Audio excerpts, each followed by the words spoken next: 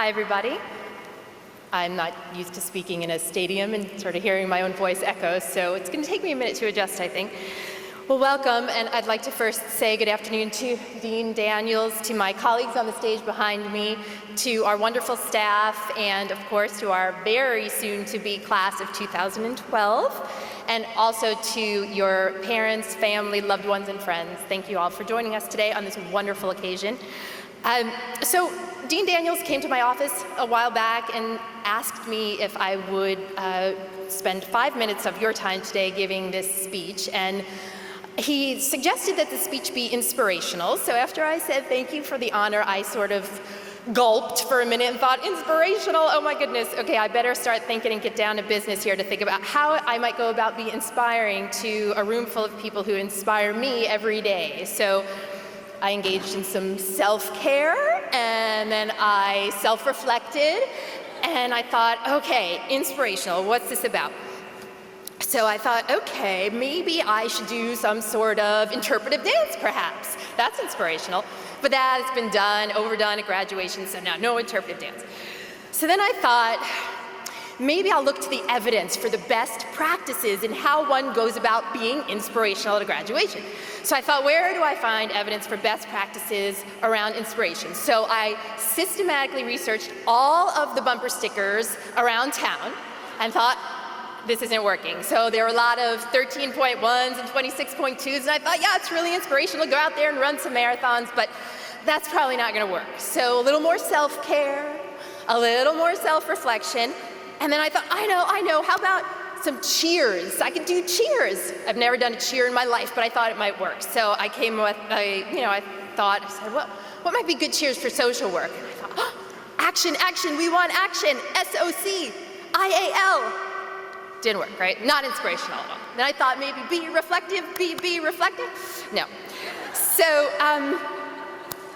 then I again engaged in a little more self-care and a little more self-reflection, and finally pulled it together and said, you know what? I don't need to go about all these machinations to come up with a way to be inspiring to, again, a room full of people who are so, in and of themselves, inspired and inspiring to me. So, much like a social worker should, I recognize that all the resources I need are in this room. I don't need to go out and find them anywhere else. There are strengths all around me. So I decided to go with that. And actually, in all seriousness, that's true. And it reminded me that I'm actually not up here doing this alone. This is about you, for you, and very much with you. Like the kind of things we encourage you to think when you go out there and work with clients, whether it's as a social worker or in nonprofit management and organization. So there are a lot of you sitting here who I've gotten to know very well over the past number of years. Some of you who I have not had the pleasure to get to know, but I think Dr. Okesh has, so in that way we'll balance each other out. But in getting to know those of you who I've had the pleasure to get to know,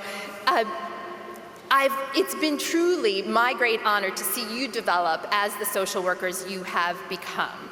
The steps you take and the work you do amazes me every day. So again, in the spirit of social work, I really don't have advice to offer to you today. Maybe I have a few sort of reminders, again, self-care, being critically conscious and self-reflective as you approach the world around you, to remember that this is the beginning of what will be your continued commitment to lifelong learning, and also your commitment to creating and participating in a just and sustainable world. So no advice. Instead, I want to remind you of a couple of other things.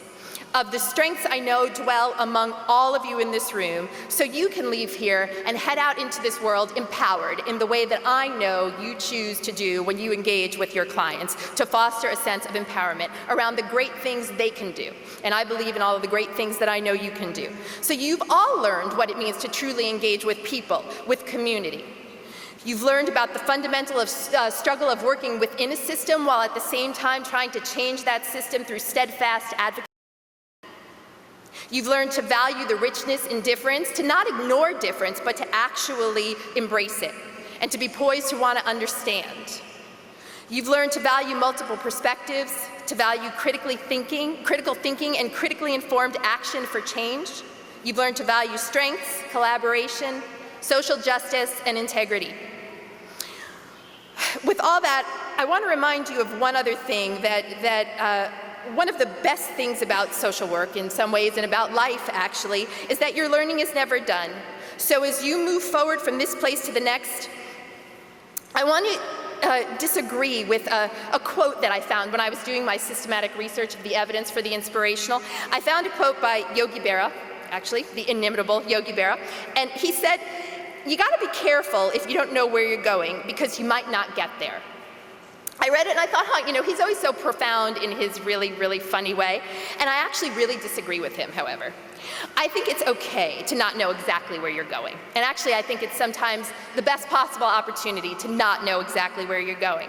Instead, focus on each step you take, and when you get there, you'll know you're there, and then you'll take some more steps to get to the next place, and you'll know it when you get there.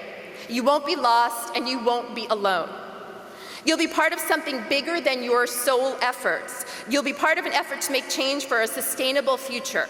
So stay present and conscious in your lives, and be as reflexive as you can when you make your choices.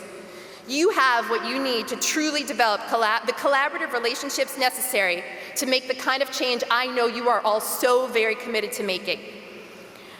I want to invite you today to consider the contributions you're all poised to make in this effort to make these sustainable changes that our world is very much in need of. We're sort of at a crossroads.